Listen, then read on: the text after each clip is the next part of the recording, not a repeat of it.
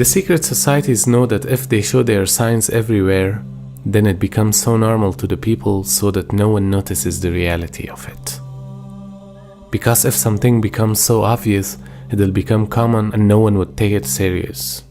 On the other hand, it becomes a kind of advertisement for attracting people towards Satanism and practicing of it, whether in a conscious or a subconscious way.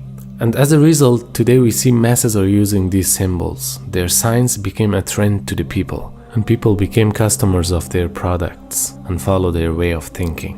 We see people participating in their concerts and follow their rituals. And some people even join and get the membership of these so-called secret societies.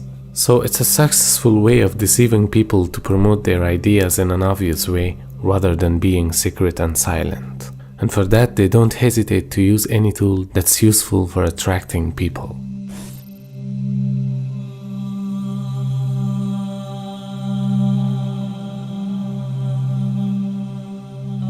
Shaitan wants you to commit the sin with accepting the accountability of that sin. It means if you don't know about a sin and you commit that, it would be forgivable, because you didn't know that the action you're going to do is a sin. Now, Shaitan doesn't want that. He wants you to first understand that the action you're going to do is a sin, and then he invites you to do it. And that's how he puts the accountability of that sin on you.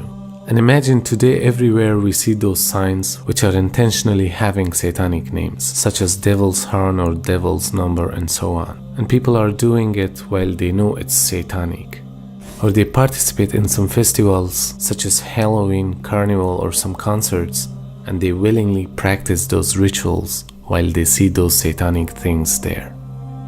They see those satanic signs and messages inside games or songs, and they still hear those songs and play those games.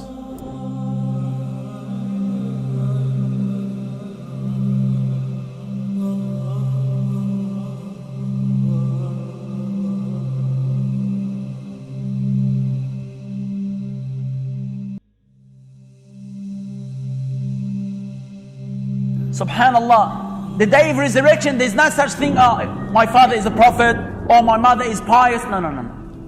Your deeds would lead you to paradise or to hell. Allah subhanahu wa ta'ala tells us that the shaitan has a khutbah, he gives a khutbah in hell. And he said, Inna Allah wa'adakum wa'ad al-haq. Allah has promised you the promise of truth. Wa wa'adtukum fa akhlaftukum. And I've promised you, but I've betrayed you. I did not fulfill my promise.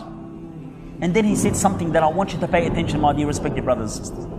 He said, وَمَا كَانَ لِي عَلَيْكُمْ مِنْ سُلْطَانٍ. He said, I have no authority over you. Shaitan says he wants to defend himself. He said, I had no authority over you. إِلَّا أَن دَعَوْتُكُمْ فَاسْتَجَبْتُمْ لِي. Except that I've called you and you've responded to me. That's all.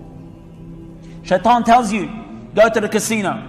Shaitan tells you, surf the internet for something which is haram. Shaitan tells you to deal in usury.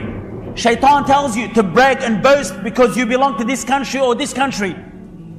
Shaitan tells you it's through your intelligence and because of you're so smart, you're able to obtain all this wealth. Shaitan sneaks up to you. He said, وَمَا كَانَ لِي عَلَيْكُمْ مِنْ سُلْطَانٍ إِلَّا أَنْ دَعَوْتُكُمْ. I had no authority over you. I have no control over you, except that I've called you and you've responded to me.